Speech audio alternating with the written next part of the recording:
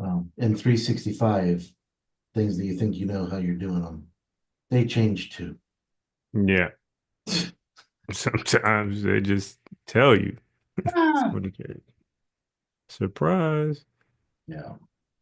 We are live. Happy New Year. For those who I am seeing for the first time, welcome to the 2025 edition of the Baltimore SharePoint Users Group. This will more than likely be one of the last few times it'll be the Baltimore SharePoint Users Group, as we must adjust with the times and go in the direction that Microsoft is leading us. But I'm Shadidi Laser, and we're going to share the screen, go through some brief announcements before our featured presentation. Um,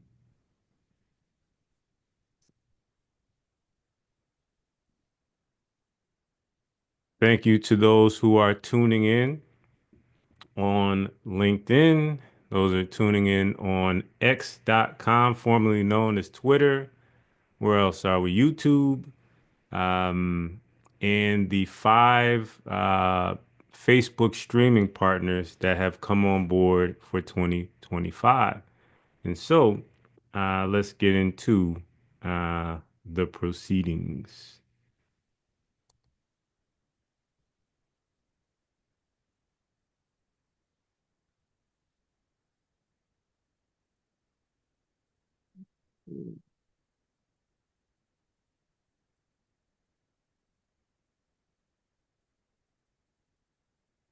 Getting ready to share my screen.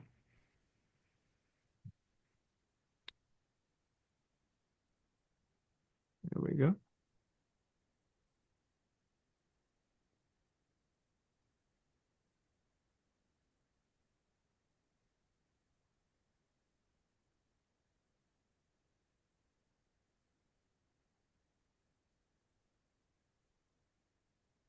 Perfect. Okay. Bring it full screen.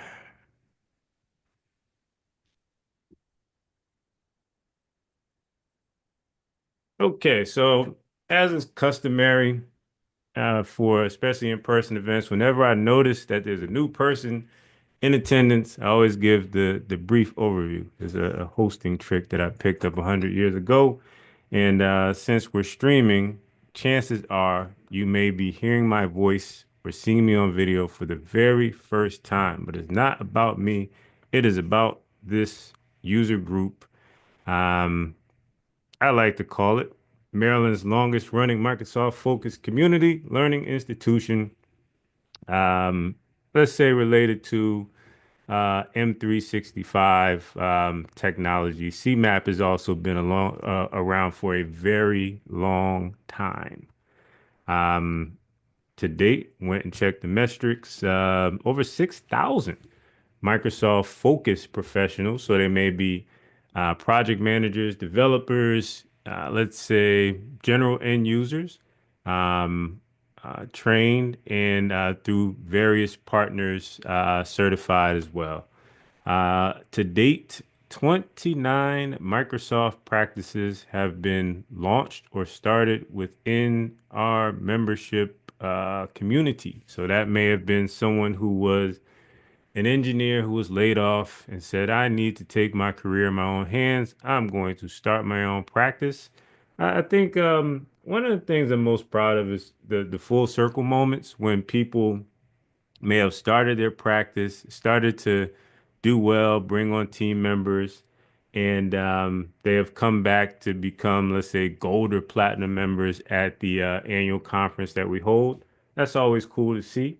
Um, but overall, let's say it's just good for community, good for the connections that can be made in a user group.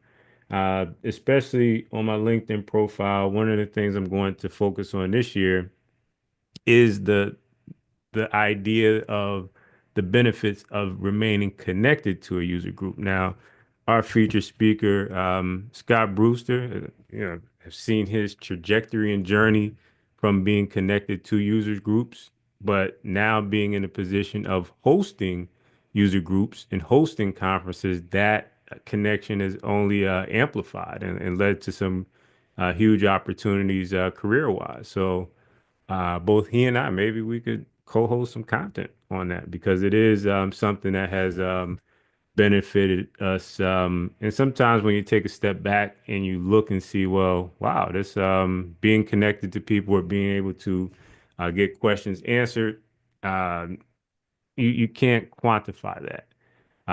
Special thanks to Pro Object, who has supported us over the years. The day that we go back to in person, chances are we will be gathering at Pro Object. They are located within 2 miles of Arundel Mills or Maryland Live if you're the casino type. And special thanks to them. And as I mentioned, our streaming partners. Um, One of the details, I'm not going to cover this in this particular session, but the career dashboard, meaning strong focus on professional development and learning in 2025. I'm going to do a separate info session that will be streamed similar to this and go into some of the enhancements that we have in mind with partnerships that we formed in order to help you, the user group member, to be all you can be in 2025 through Beastbug. In terms of community news and events coming up, well, I'm going to let you talk all about Community Days DC. Scott, that's coming up on February the 21st. Yep. We can get into your intro a little later, but you have any words to say about uh, Community Days DC? This is going to be another good one. Last year we did it at the Microsoft Training Center in Reston, and this time it's going to be at the Microsoft offices in Arlington. It's going to be, I think we've got 7 different rooms to hold the sessions. Um, we're expecting upwards of 300 people, and we finally had all the sponsors throwing us all of the money and whatnot. That's always a scary thing when you go to host something like this. You're, out there looking for sponsors and you're not getting responses. And it's like they hold off their decision making until a month prior, and then you see the money flooding in. But it should be a very good time, and lots of rock star speakers coming. Just go to m365dc.com and it'll take you straight to the community DC page, where you can learn who's speaking, the sessions that they're talking about, and everything else. M365dc.com.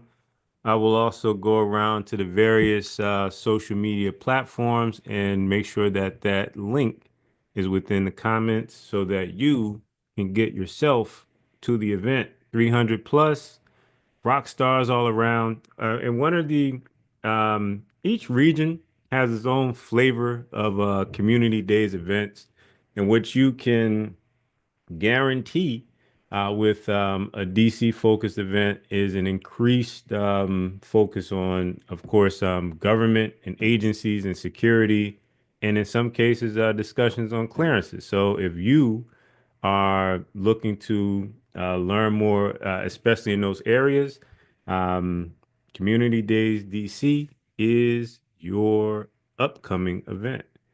Next is Community Days Philly. And I know their call for speakers has recently wrapped up within the last couple weeks, but you as an attendee can definitely take advantage of both events within the region. Both events have been around for well over, well, we can say close to 15 years now. I was going to say a decade, but we can say 15 years.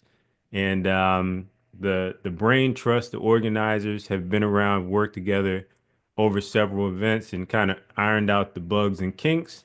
And so both events are high value, and that is why they're on this slide. And so do make your way to communitydays.org or m365dc.com and learn more about those events. Register, pick out your session tracks, or if you have questions on, let's say you may be new, maybe your first event, you have questions on what events or what topics would be better suited for you, send me a message directly. I will go through and shoot a video for you based on what I know of you and help you out. So there you go. All right. In terms of call for speakers, we are filling up our speaker lineup for this year. Other detail that will be mentioned in the info session that I'm going to do is this user group of ours will transition into podcast world. So what this will give the opportunity to do is to learn more about many of the experts that we come to know and love and dive deeper into their background. And instead of the pressure of putting together slides and being perfect and speaking in front of people, I think you get a different dimension if the rock star gets to just discuss certain topics, go into tech and different things. But uh, call for speakers is coming up, and so the break fix lesson learned technical deep dives, which can be up to an hour. My first session that I've ever done was on AvePoint. Was a break fix, and so many years ago. And so don't be pressured to put together, the technical dissertation Gettysburg Address. Um, you can start out with something quick, something easy, and I'll walk you through what would go over well. And so message me directly. Details would be in the comments on the social platform that you're viewing this on how to submit your sessions for our user group. And if there is a rock star that you believe would be a good fit for our upcoming podcast, then message me as well, and we'll put something together. Okay, without further ado, we are going to lock it down now. Scott is a friend of the program. He's delivered several sessions at this user group, has been a member of this group for many years. So I'm going to let him go into his background. But you must address him as CTO Brewster in this chapter of his life. May not like that, but those are the facts. And so we thank Scott for delivering his flavor of security for our session. So we're going to lock it down. We're going to go into some quick ways that you can secure your Microsoft 365 tenant. Your tenant most likely has all sorts of gaping security holes that you have not addressed. I guarantee that. And so Scott spends a lot of time thinking about these things. And what he did was put together some quick ways that you can I guarantee you, if you pay attention to at least half of this session, your tenant will be more secure. That is my guarantee to you. And so without further ado, I bring to you Scott Brewster. And for those of you, we're going to do some question and answers. I have reached out to community. I have some questions from the community. But if you also have questions during the session, I will be scouring the internet, the social webs, and gathering those questions for the Q&A towards the end. So take it away, Scott. Let me promote you to the spotlight here. Remove me, so I'll be in the background. Uh, Sharing is not turned on. okay, there you go. Hmm, Come on.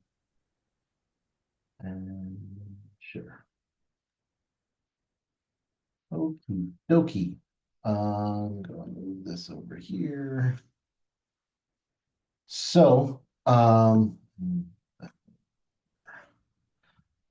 sitting at my wife's desk while she's out of country at the moment.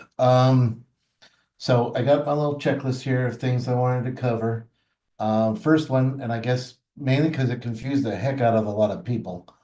Um, Let me just preface this by this is the DNA educational tenant. DNA Solutions is a managed services provider. We do IT for a lot of smaller and medium-sized companies. And so sometimes I conduct training for them, and I need to do so in a sanitized environment where we don't have any live data. So I'm not in here very often, so you might find some things that need to be done, but they're not because I'm not going to invest that much time into securing an unused tenant. I already pay for a license, so that's enough. But this tenant has, Samuel Jackson and a whole bunch of other celebrities as my users, along with just myself. The thing that was confusing to some folks a long while back, and this I do on our primary tenant as well. I don't normally do this for all of our customers because it is an extra step, but you'll see that, to send from, right, it says Scott. And right here, it says DNA admin.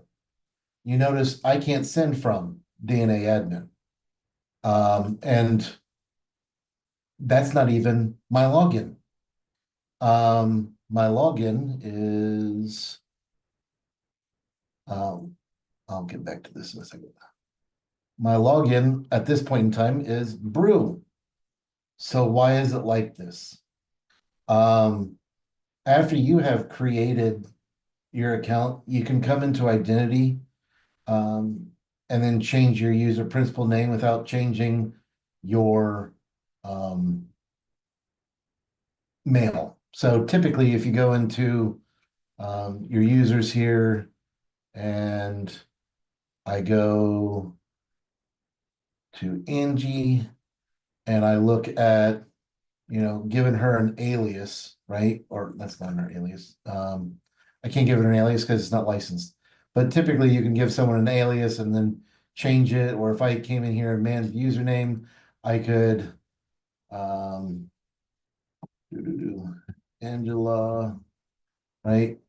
And if this were um a licensed mailbox, her mail, her email address would have just changed as well. So if you were to look in your own logs right now at the sign-in logs and you check the last 7 days, it'll take a while. You'll find that you have people trying to break into your network from China, India, Russia, Belarus, Turkey, you name the country, friend or foe, good weather and bad. People are trying to break in constantly because you've sent out at least one email. So I change it so that my user principal name isn't tied to my email address at all. And that's why you won't find any failures because I don't have anyone trying to attack it. So that's just one of those things because you're going to sign up with all kinds of services, and rather than having a proper username, they have you use your email address as your username. Now you can always use an alias for a lot of those services, but oh, that was because I forgot my own password earlier. But you'll see that I only have successes, and this is the last 7 days because I haven't logged in it any other time this week. But if I were to go into a live tenant right now and just pick randomly anybody, you're going to find a ton of these failed attempts. You'll also notice that my phone, your phone always does a IPv6 address. yet I'm still showing a IPv4, and that's because I have a secure cloud gateway on both my phone and the PC, and that gives me the same IP address whether I'm working from home or my office.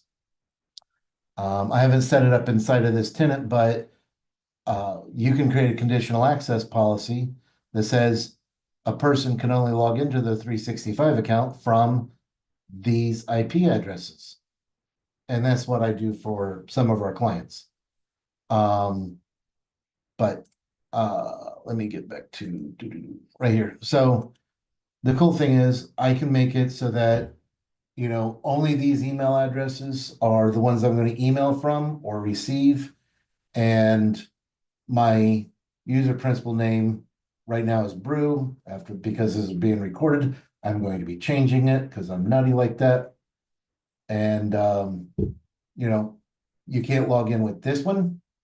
You can't log in with this one. So it's never attacked.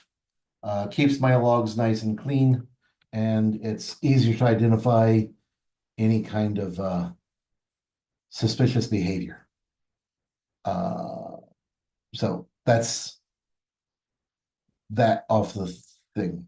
So let's see here. MFA. I hope I don't have to mention this, but everyone should be using MFA. And the best way to do your MFA is through a couple of conditional access policies. Now, you see here it says Microsoft managed policies, 0 out of 3. That's because I don't want their policies. I like the good feeling of making them myself, and I made mine before Microsoft put out their big push on everybody. And then I've made more and then deleted them, made more. Anyway, so for admins, I have an MFA requirement, which everyone should. And then I have MFA for everyone. In here, if you look at the users, I do exclude the 2 groups here. And the reason why you're going to do this, at least while you first build out all of your conditional access policies, is you don't want to lock yourself out. Like that would be bad. So you should always have a break glass account to get back in. But after you've tested all of your MFA policies, maybe then you can put the break glass account in here as well. I also have an Azure security group called MFA exempt. And the reason why you would create this off the bat is if you have any scanners or copiers that you're going to email from, rather than using an app password these days, you just exempt the account from the MFA requirement and you can put it out there. So I have just used these groups, all users exclude these 2 groups, or just me and that. But you can do other conditions and things too. Don't want to get too crazy, but you can go by the user risk, sign-in risk, and things like this. You can even say like they have to be using a Windows device or this, that, and the other thing. So typically, like with the new client that we have coming through, because we use a secure cloud gateway, and this is a very tiny client, so they don't have a firewall in the office. Rather, we put them into a firewall in the cloud and all of their traffic routes through there. And I've made it so that they have to be one of the devices that we manage. So it looks for a specific file on that computer and in order to get onto the gateway. And then in order to get into 365, you have to be coming from their IP address that the secure cloud gateway gives them. This locks down their phones and their PCs so that they can be HIPAA compliant and they don't run any risk of someone logging in from another computer and downloading all of this HIPAA protected health information. So it's it's just a way of getting really tight on these things because if you're using the setup that I'm discussing, even if someone were to just hand over their password, you won't be able to log in. And I like the comfort that that gives me. Like I tell people, I'm paranoid, so you don't need to be. So this is just one of those things that we do. If you don't want to pay for a secure cloud gateway, because when you look at multiples of your employees, you can use Microsoft's secure, or what is it, global secure access. Yeah, global secure access. I recommend you going into this. You do need to have a P1, but some of those features aren't available unless you have 50 or more users. So we don't use this very often. We do have the Azure VPN set up for a couple clients, but this is just it's a way to get things more secure. But Secure Cloud Gateway is better because we can do web content management, block all porn, block all gambling, block all this, that, and the other thing. So it's a little tighter, but this will at least provide complete encryption between any endpoint and all of your 365 resources. So if you can feel confident that they're safe if they're logging in from Starbucks or somewhere else. Ba-bum. So that's that one, that one. Conditional access policy number 2. Where do you go? Not there, not there. Okay, policies, other policies. Bypass for printer, yeah, like I said, I had that group in there to exempt it, but then we say, for our networks, we trust these networks. Well, you can name networks in here, and then you can say, well, if they're at this building or this building, because maybe we have 3 different locations, you can say that they are able to log in from those locations. We typically have policy set up so that you have to be in the United States in order to log in. And sometimes I'll have like a vacation exemption in case users like, hey, I'm going to the Bahamas for a week, or I'm going to Niagara Falls, right? We can put them into that exempt so that they can still get their email while they're outside the United States. But typically we keep everyone in a situation so that no one outside the United States would ever be able to log in, even if they had their password credentials, fished out their session token, they wouldn't be able to get in. So you're going to want to set this kind of thing up. These aren't really too hard. And a lot of things you don't have to set up.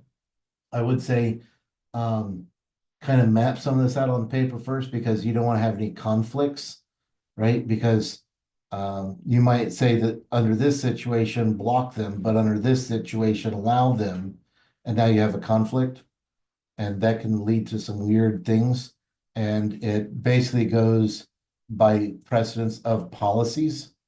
And like you can't really change the order.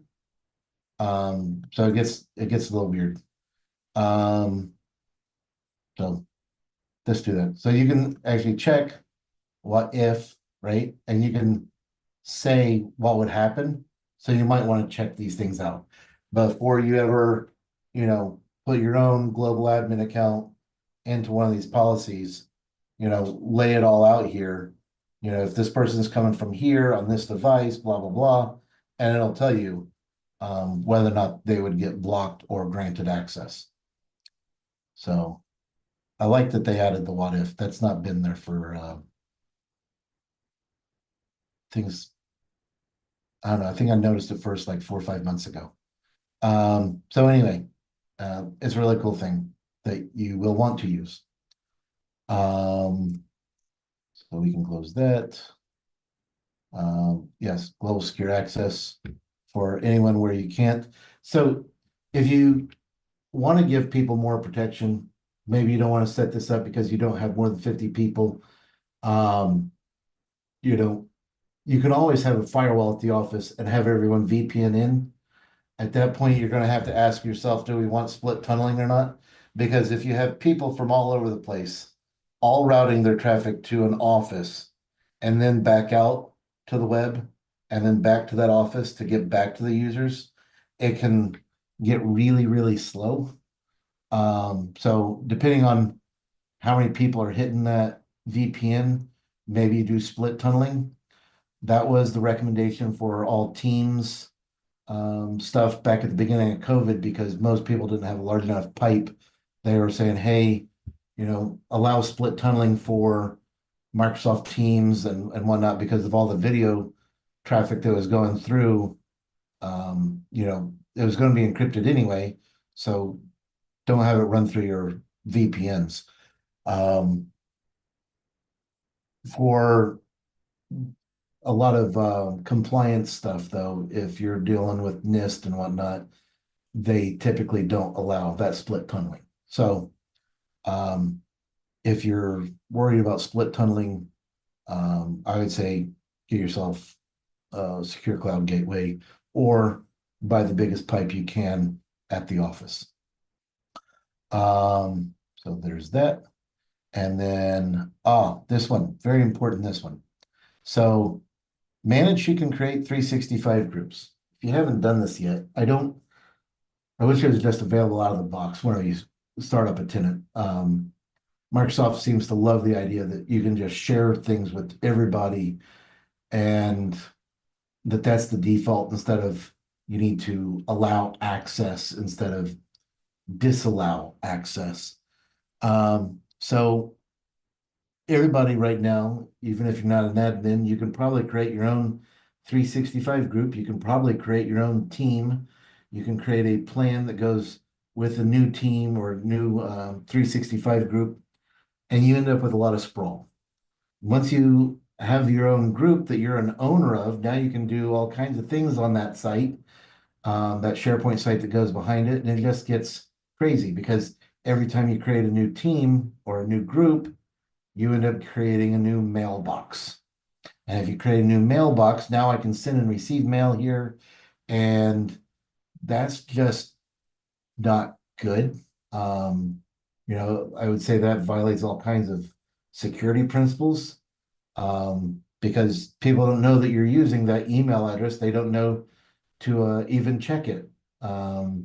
So you could be egressing data all day long out of a mail account that people don't know that you have. So we want to lock that down. I was just telling Shadid earlier, they keep changing this. This has been the standard now for like a year or so, but they've changed the PowerShell that you use in order to do this. So I'm not going to, run PowerShell and thrill you with that demonstration, but I can possibly copy chat. Let's see if I can drop it here, paste. That's the page that they will give you all of your PowerShell commands to do all that. But if you're not using Azure AD Connect, or even if you are, the main thing that you want to do here is you go to Teams and Groups, and then you come over here to the security groups, and you create a group makers account or whatever you want to name it. And this is where I put those people who are allowed to create their 365 groups. And that way, not everyone gets to do this. So maybe, if you're a very large organization, you get 2 or 3 people out of every division and you put them in here and they're allowed to create new teams and groups for the division. But then at least that way you can have this locked down in your 365 governance to say, hey, this is when we create teams, this is when we create groups. Because if you just willy-nilly allow everybody to do it, they don't know what the hell they're doing. In Outlook, they see groups, they're like, oh, what's this?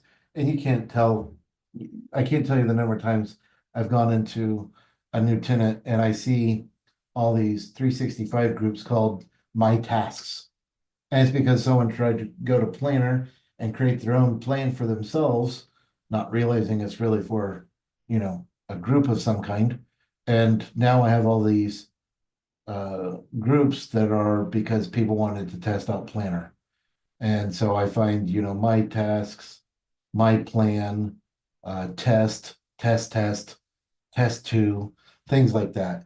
And it gets to be a pain to clean up. So create the group, run the PowerShell, lock it down so that people aren't just willy-nilly adding things as they see fit. Blah, blah, blah, blah, blah, blah. So there's that. Let's see here. Boop.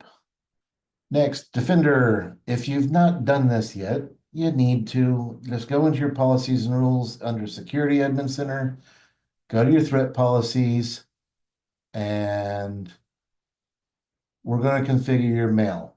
So I get really annoyed with a lot of my mail because ever since I put CTO down on LinkedIn, I get spam from so many more people. And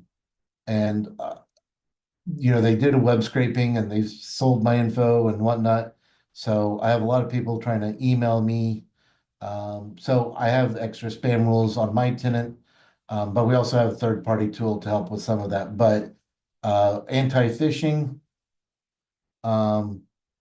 you will normally have the strict presets and stuff, but you're going to want to come in here and you can add these domains that you want extra protection on. And so if you have like 5 different domains in your tenant, maybe a couple of them you protect differently because the CEO, the CFO, things like that, maybe you enhance protections for them. So we have spoof intelligence, and that's so that whenever someone says, I'm Scott Brewster at gmail.com, and so they email in saying, hey, I forgot my password. Can you send it to me or reset it for me and send it here? Because this happens. It's kind of funny sometimes how bad they are at these. But someone's going to email in saying that they are someone who's on your, in your tenant, but they're using some generic Gmail account, Hotmail account, Yahoo account, whatever. And so you put on spoof intelligence. And whenever we do this, it throws up a big red flag saying, hey, I don't think this is who you say you are. And so you want to have that. We also have some spoof stuff with the DMARC policies. And so if you don't know DNS, there are 3 main records that you need in order to ensure safe, proper mail delivery. One is spoof, the SPF record, and this says, from where can my mail come? And it's good, right? So typically you're only going to have your 365 location in that spoof record. If you have a copier scanner at your office that is trying to send out email through the SMTP relay provided by Microsoft 365, you're probably going to need the static IP address of that location so that that email can, log in and send out. If you're going to use Constant Contact or MailChimp or something else, you're going to want to add that to the spoof record. So that's one of those things. The other one is your DKIM record. So you can go in here and type DKIM and it'll find it for you. You can set that up. But this is a signature to basically say my ID matches, I am who I say I am. So between location and signature, that's how we identify, is this mail valid from the right place, from the right person, and not Scott in his basement doing a proof of concept to show people how badly secured they are. Because I've done that too. Because I can throw a mail server in my basement at any given minute and just start sending things out. I used to do it all the time for fun. So your DMARC record here says, hey, if these things don't match, what do you want me to do with your mail? So you put in your DMARC record so that if someone else is receiving this mail and it's coming from, bad spoof address, but it's got the right DKIM, where it's got the right SPF, but it's missing the signature for some reason. You say, I want to quarantine this, or I want to reject this email. And so here you're going to come in here and configure this to say to honor this or not, because you can even work around what someone else's DMARC says. A lot of people have left their DMARC set to none because they don't know what all sends email on their behalf. I've seen it because people will have some random service that sends out a weekly report or something like that, or their web server that's hosted by some third party is emailing something off of a web form through a local SMTP server. And so if they, actually honor the DMARC, all of a sudden they don't get emails that they're expecting. So this is just one of those things where we want to put that in there. If you create your own policies, you're going to say, who does it apply to?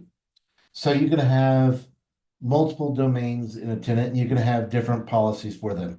You're going to have different policies for different groups.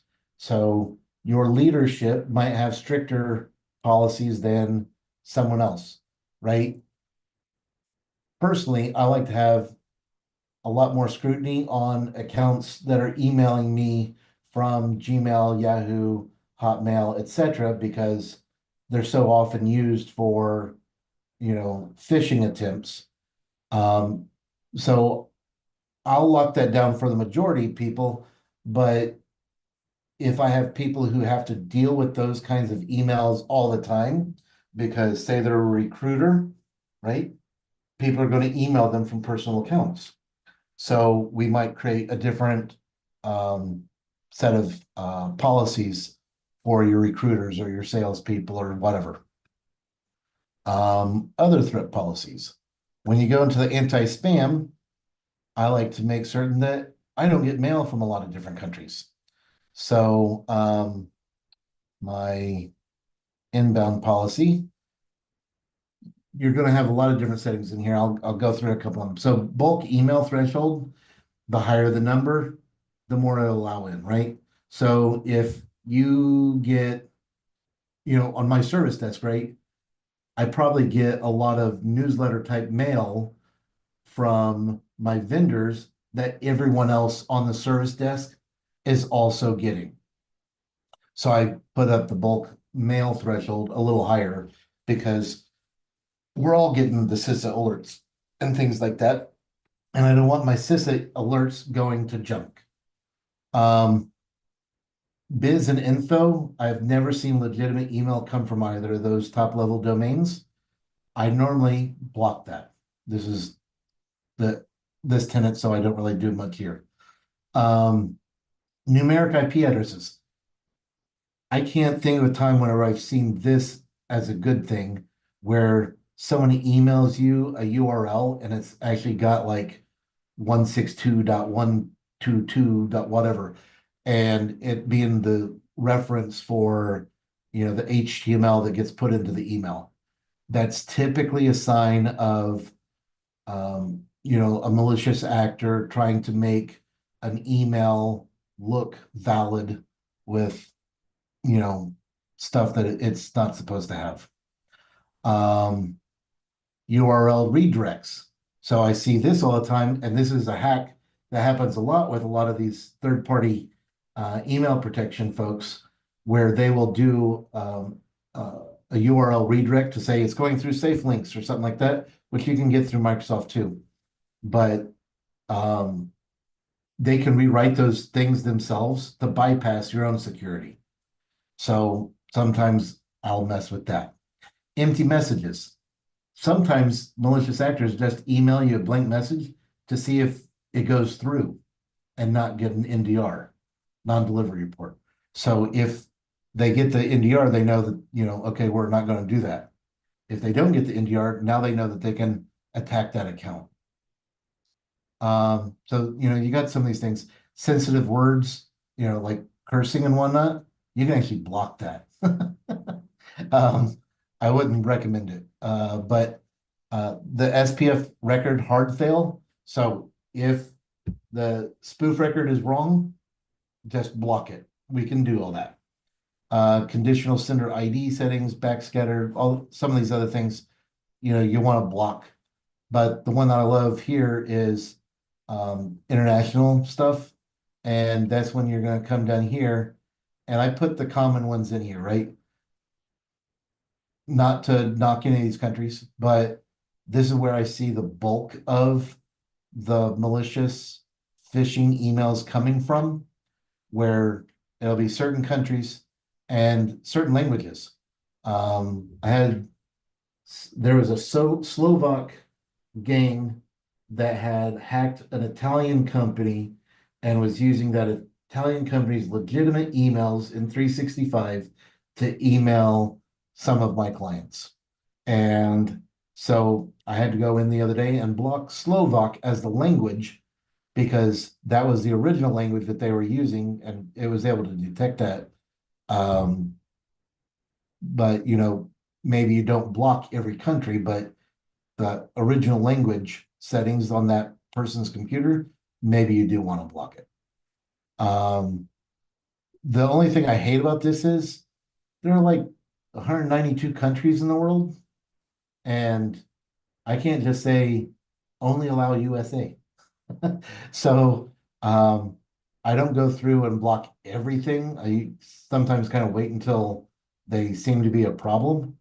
But you can go through here and block everything. Just letter A and then click, letter A, click, letter A, click. It takes a while, but you can get through there and do that. I have had to do that for one client. I would recommend against blocking Canada just because you think you're doing business with an American company and so many services end up getting rerouted through Canada that legitimate email will get blocked. So I would not recommend blocking Canada. But I definitely block a lot of certain things. You can even test all this stuff and all that good stuff. But I typically up those spoof scores and everything else to say like I want more things going to my spam, and then I can pull things out of spam if it's legit. Because I check it a couple times a day, but uh, I probably get, I don't know, 30, 40 spam messages a day to my work account, and I've scrubbed the internet pretty good of it. But everyone else has my email, so someone else gets my stuff. Um, la la la la la. Oh, I almost forgot. We also want to go into Exchange. And you want to do this because some people are bad with remembering to send encrypted email, uh, and they don't do that.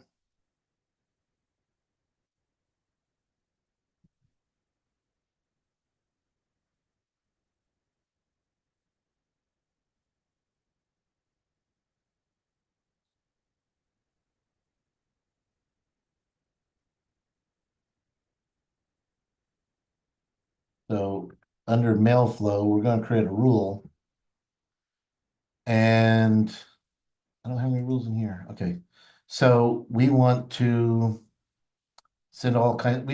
You should really do all kinds of rules in here, but you can say, "Hey, apply encryption if one of these things applies," right? So if the subject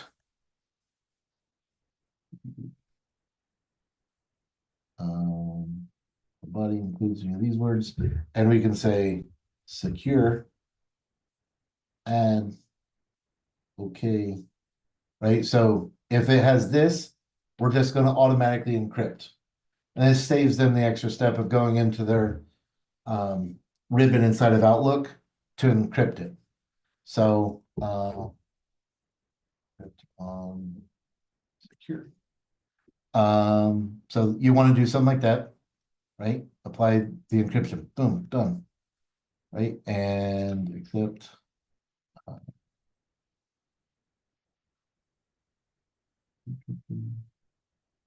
Oh, rights management. I don't. Next. And I can start this now or at a specified date. And do it now. Finish. And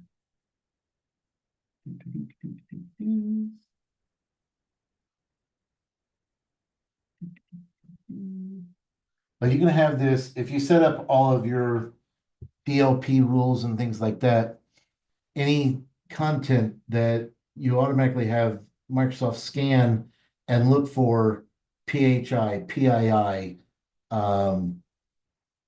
social security numbers, passport numbers, things like that. It can scan all that stuff and it can look for certain keywords and it will tag it and encrypt it inside of SharePoint and OneDrive. And you can set this stuff up so that it'll block the email from ever going out. Or you can say it's blocked from this subset of people from being able to go out, but these other people are allowed to send it out. After you create any rule, you have to come back in here and enable. So, and so it's going to get enabled here in a second. The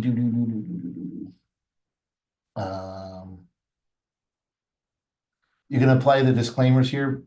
They, of course, don't mean anything legally, but a lot of people feel better about them.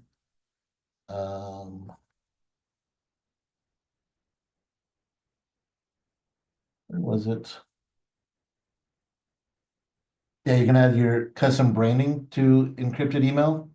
I did that for a couple clients so that the people who received it, saw their logo and said, oh, okay, I know that's them.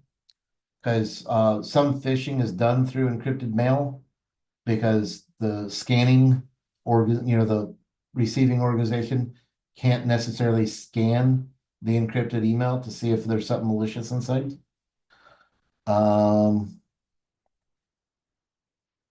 Where is it? Oh, no, it's connector that I need.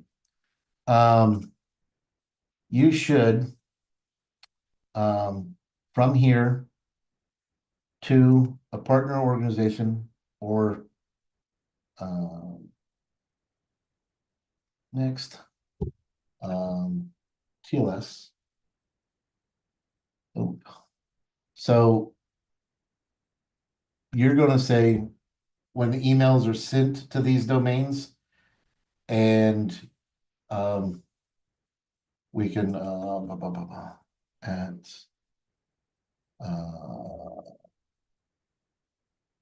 say email. Um,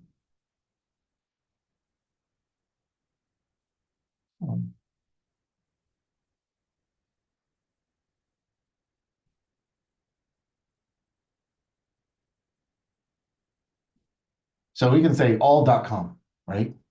And use the MX records associated with the partner's domain.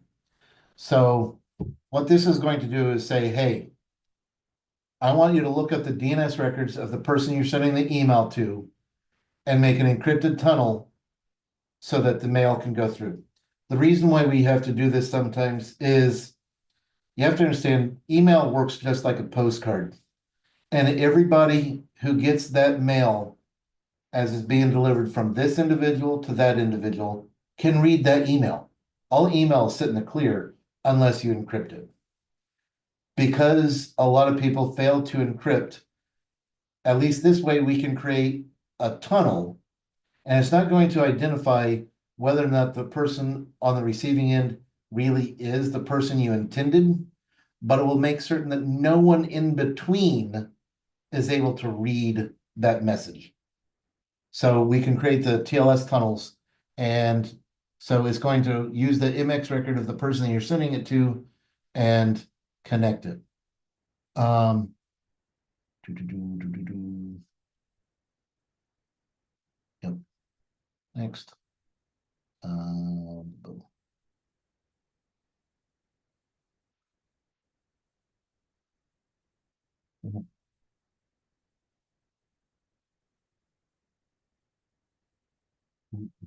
I'm forgetting a step here.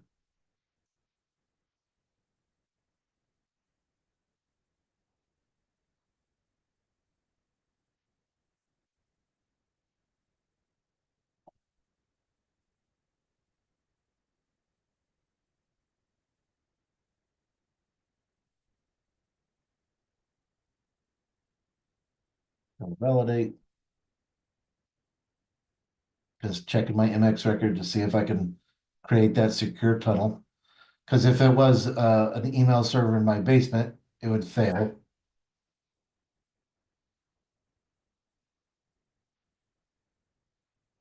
Come on. Boop, boop, boop, boop, boop.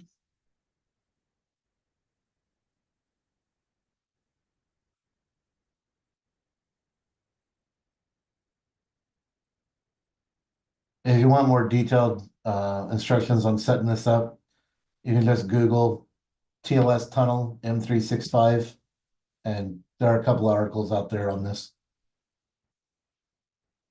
Microsoft can be slow sometimes. Do, do, do, do, do, do, do, do, do, do.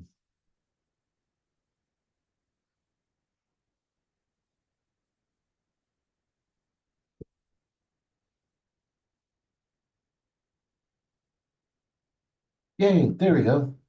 Success. So all this did was it says, hey, for my tenant, if I'm sending out email, I want to check the MX record of that person and I want an encrypted tunnel between the two. You can do this with Gmail, you can do this with Hotmail, AOL, all those things. And this is just so that you can ensure that you have some level of encryption. And it's really just the tunnel because it's not going to identify, whether or not the person is the person that you intended to send it to, right? So if I send an email to somebody or to like a distribution list, right? Things can get weird if it gets sent to the distribution list. But if you send it to named individuals, things work right. But you just want the tunnel. I don't understand why this isn't like default. So you want to have that. And it also forces, because you can set this up the other way too, that on the way back, you would have an encrypted tunnel. And it will force that user to always use a tunnel to get to me rather than letting everyone else read my mail as you've sent it to me. So even if they haven't gone in here and configured this, because you do, it forces their mail to go encrypted or through that tunnel at least. So you just do the opposite. So from partner to 365, and you set up the exact same way.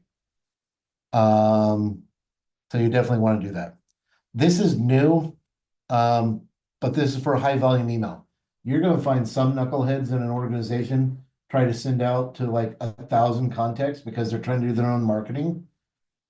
Don't let them. That's why you have mass mailing services like MailChimp and Constant Contact and whatnot. But apparently Microsoft is trying to get in the game to say, hey, these people are allowed to send lots of email. I worry about doing that because you don't want to get flagged by another organization as spammy because it takes a while to get off of those lists that say that you're a spammy domain. And I would also say that if you are going to mass mail something like that, you do so with a subdomain that you can set up in your DNS records or a whole different domain because you don't want to come through as spammy. Alerts. I like having these alerts. You can set up all kinds of, wrong one, alert policies. So I could set it up that if someone creates a new SharePoint site, let me know. Oh wait, no, that's Exchange.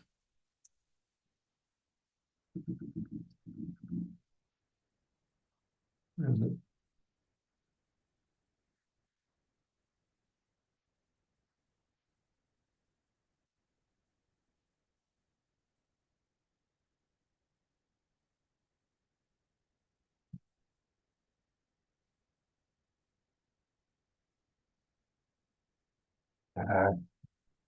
Anyway, here you can set up different alerts to say, hey, someone created a new SharePoint site. Someone here shared a document externally. Things like that. You can set up alerts that will then say, hey, something went out. For another organization that I support, I got alerts today that all kinds of PII were sent out. So I had to investigate.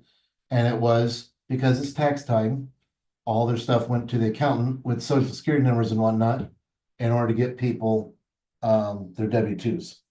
So, um, I put on these alerts to say, if I see something crazy going on, notify me. And so I would say that you might want to turn those kinds of things on because you could have an alert set up to just say, anytime this file in this library on this SharePoint site is accessed, send me a note. You can do that. It's kind of cool. Might be overkill, but like I said, I'm paranoid, so you don't need to be. Hey, Um, Scott, we have a question from Martin Warren. Is there a best practice guide that is valuable when setting up M365 tenants? Not a single best practice. There are two main vendors that I know that have some automated policies in place to lock certain things down so that they can be NIST compliant, HIPAA compliant, this, that, and the other thing. Augment is one of them. Enforcer is another. I know the Augment is not FedRAMP. I was asking the people from Enforcer, and I'm waiting to hear back from them because I know that Enforcer has their product in GCC low, and I'm trying to see if I can get it for GCC high. I don't think any of them are rated for DoD. But a lot of them have different policies out there that they can push. It is a little weird because you have to have a separate tenant to create all of these different policies. And then it's like a quick config where it will copy all of them from your dummy tenant to all of the other tenants that you picked. If you're not an MSP like me, that wouldn't do you any good. There are some checklists out there for like NIST and things like that, so that you can, lock certain things down. But, as far as setting up these alerts and some of the other things, it's not even going to be covered under those. Because some of that is just going to be really more like your Intune policies that will help you lock down your endpoints.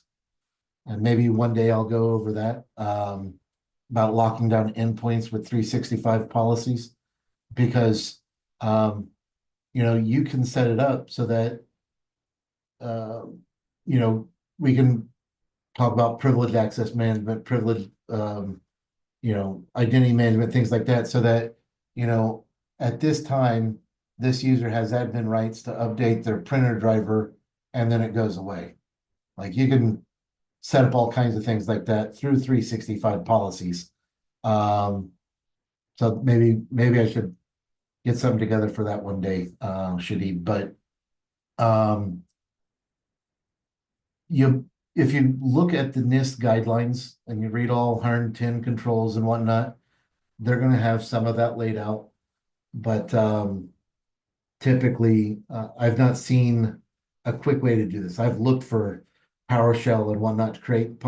It's not there. So the best thing I have going for me is some of these pre-built things from Augment or Enforcer that I would be able to use. Um, I don't have enough clients doing that to justify the cost yet. But typically I just create them all by hand.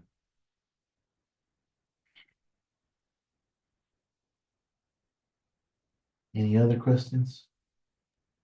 It's clear for right now.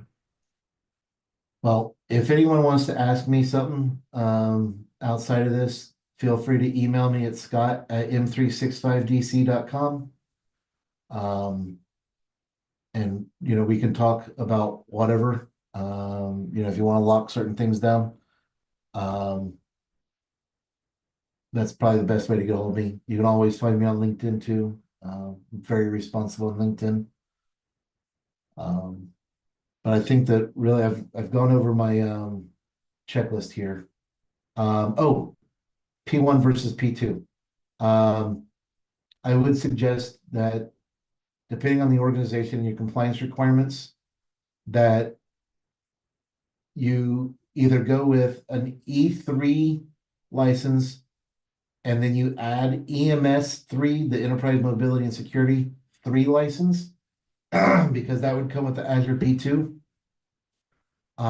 Because of all of the extra identity management stuff that you can do and the logging that it provides you. If you don't have very high compliance requirements, business premium is probably a good way to go, unless you have more than 300 people in your organization. The difference is just pretty high with the extra stuff you can do. And if you want your NIST compliance, you need P2. So if you are a DoD contractor or a federal contractor of some kind, you probably want all your people to have P2. Just putting that out there. Okie dokie.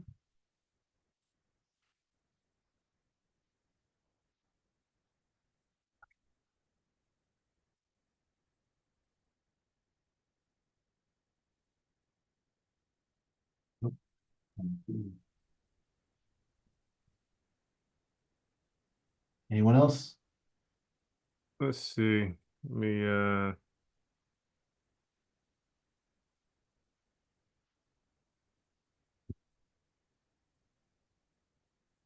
I just need to remember to go change my UPN now, since this is my demo tenant. Okay, it's one final question. Uh you mentioned let's say quick and simple adjustments to secure an M365 tenant. Can you share, let's say, your top, um, let's say, quick tweak that this person can bring back to their work center that offers the biggest impact with the less amount of effort, or let's say, approval across multiple departments, if that makes sense? Well, if the tenant has been operational for more than a year, DKIM is probably not set. If it's been operational for more than a year, they might not have their DMARC. And that just amazes me sometimes. If you want to check out these things, let me share my screen real quick. Again. So let's Mr. Shadi.com, right? That's your domain, isn't it? We are, it was at one point, yeah. What's your It's domain now? oh no, I'm going in a different direction with that.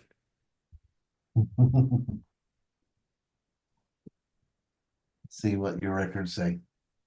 Oh, no DMARC record. So without a DMARC record, if you were to try to send out mass mail or just things to people that you know from MrShadid.com, a lot of it's going to end up in junk just because Most, you don't have this DMARC record. So There's that one. I can't check for a DKIM because then I could steal your DKIM keys. But the DKIM is probably not set on older tenants. So you'd want to do that. I'd say the best thing is really locking down who can create groups because that scares the bejesus out of me because the sprawl that it creates. And then the really setting up the email stuff. All the email stuff is so important. And if you have your business premium, you get a certain Defender license. So you'd want to set up that safe links in your email where it will scan that stuff. But you can also force that down through the browser, and that way it blocks bad links. But it's the ability to enforce that, right? Because people can turn on safe links themselves, but you want to enforce that so that it prevents them from going to a malicious site. Be honest though, Microsoft's product is not the best. Um, Conceal is a product the government uses, and it will block all kinds of bad sites if you try to go there. Um, and what it does is it just opens up the site in a sandbox before you get there, and then it opens up all the links that are on that site to identify if those go somewhere malicious, and it will block you from going before you open it. And the good thing is that Conceal will do this. If you click on a link in Teams, Zoom, or somewhere else, right? So a lot of times people think, oh, I got my phishing protection on my email, but that's not sufficient because people get bombed all the time from Zoom and Teams.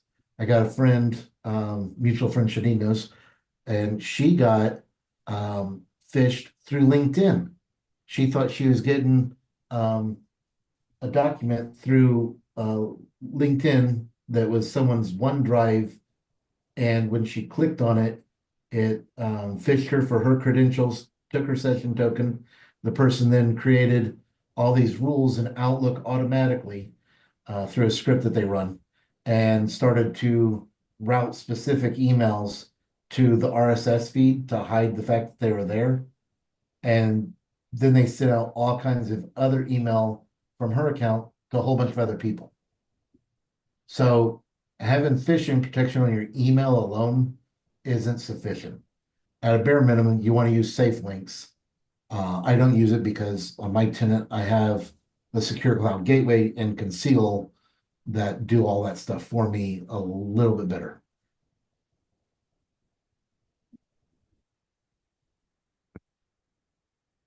I would say those are the questions that are coming across. If any others come up, I'm sure they will. Then I'll just email them to you. Okay. And like I said, y'all can hit me up on LinkedIn or you can just email me, Scott at m365dc.com. I might be slow to respond, but I will respond. All right, slow is better than none. On behalf of Scott and this great session on M365 security, Shadi, thank you for tuning in and see you next month, third Thursday of February. Thank you very much for tuning in this month. Toodaloo.